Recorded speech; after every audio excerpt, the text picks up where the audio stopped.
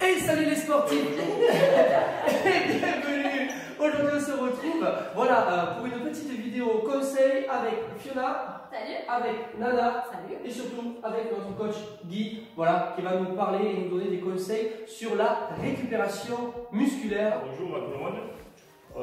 Principalement, on va parler de l'avant-activité physique. En l'occurrence, préparer les muscles qui vont être sollicités, soit par différentes activités physiques, et principalement donc, par un bon échauffement, et éventuellement avec, si vous avez de quoi vous faire des automassages qu'on appelle. D'accord? Donc éventuellement, on va montrer avec cela, par exemple. Oh punaise, c'est ça. J'ai perçu ça. L'avant-activité physique. Vas-y, tu veux Pour tout vous dire, par exemple, moi principalement, avant une sortie vélo, par exemple, je prépare des cuisses qui vont être sollicitées, comme ceci. Donc ça c'est un massage assez virulent, de manière à ce que le muscle soit réceptif à la sollicitation.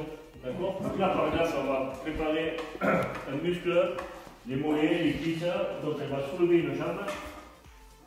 Donc, et là, avec ses mains, elle va rouler vers la main, bien sûr, de manière à ce que le rouleau fasse pression sur le mollet et les jumeaux internes et externes. Et c'est agréable. Voilà. Donc là, par contre, avant une activité physique, le massage, il faut qu'il soit un petit peu plus virulent. Donc là, elle va passer sur le quadriceps, donc elle va se mettre à plat ventre. Avec le rouleau sur le quadri. Donc là, par exemple, ce sera un petit peu désagréable, bien sûr. Mais c'est très efficace. Ouais. Voilà. Donc là, d'avant en arrière, on passe sur toute la partie entière du quadriceps. Voilà. Donc les picots, bien sûr, c'est toujours un petit peu désagréable, mais ça vaut le coup de prendre 3 minutes et de le faire. Les sportifs de haut niveau, maintenant, tous, ils ont droit à ça. Ils ont tous leur rituel. Avec les muscles plus ou moins fragiles, il les prépare. Juste une question personnelle. Est-ce que ça fait effet sur la cellulite? Ça va pas être superflu de toute façon. Ça va pas être superflu. Pourquoi? Parce que ça élimine déjà les toxines, ça active la circulation du sang, et donc ça ne peut être que bénéfique à ce niveau-là. Je vais le garder. J'ajouterai. Ça se trouve bien sûr dans tous les magasins de sport, Intersport. Intersport, notre partenaire. Voilà.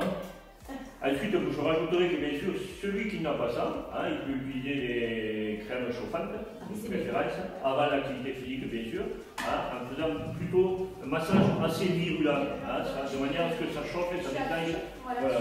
Voilà. Massage assez virulent et surtout prolongé.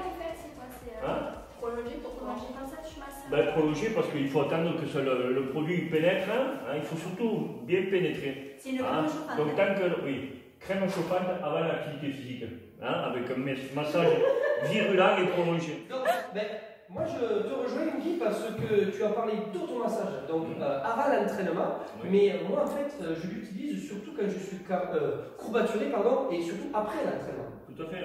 Donc, on peut faire les deux, bien sûr. C'est pas faux. Avant l'activité physique en préventif, pour préparer le muscle à l'effort, et surtout en récup. Donc là, par contre, le massage, il faut qu'il soit un petit peu plus léger et souple. D'accord. Le but du jeu, c'est de faire partir l'acide lactique et accélérer la récupération par ce fait, et surtout relaxer le muscle. D'accord? Donc le massage, il n'a pas besoin d'être aussi virulent. Pourquoi? Parce qu'en fait, ce muscle, on a déjà passé le avant l'effort, le muscle, il faut qu'il soit réceptif. Donc il faut le réveiller. Il faut le réveiller par un massage virulent et chauffant, qu'il soit bien prêt. Et le massage, tu le préconises après l'entraînement ou... Pas spécialement, non. Pas spécialement. Donc par contre, dans les 2 heures qui suivent, dans les 2 heures qui suivent, ça c'est quand même assez important. De manière à ce que le muscle retrouve son élasticité et soit bien relaxé. Alors bien sûr, on va préparer ou masser les zones courbaturées et les zones qu'on va pré-masser avant l'entraînement, on va aussi masser la zone. C'est-à-dire que si on va travailler la jambe, bien sûr on va masser le muscle que l'on va travailler. Ok, donc pour illustrer la récupération, Fiona va nous montrer un massage du dos, hein, puisqu'on a plutôt montré un exemple tout à l'heure sur les jambes. Donc un exemple pour récupérer, hein, Guy. Donc bien sûr, principalement, les parties sollicitées et les plus douloureuses, souvent, c'est les omoplates, tous les pourtours d'omoplates et la région lombaire. Hein, donc lentement, là par contre, c'est assez plus agréable. Hein, d'accord. Surtout en bas du dos. On sent là, ça passe bien. Voilà, Fiona a fait sa récupération. Voilà, la troisième partie, c'est la partie stretching, bien sûr. Après une activité physique, quelle qu'elle soit, essayer d'étirer les muscles qui ont été sollicités, hein, ou les muscles antagonistes qui ont participé. Et donc le massage, l'étirement, il faut qu'il soit assez bref, hein, c'est pas la peine d'y rester longtemps. Hein, tu dirais combien 15-30 on prend une posture, on la garde à peu près 20 secondes. Ouais. Hein, je pense que c'est ça, hein, ça va changer. Aux alentours de 20 secondes, la posture de chaque côté, sans brusquer, hein, il ne faut pas étirer les fibres, hein, et être surtout à l'écoute de son muscle.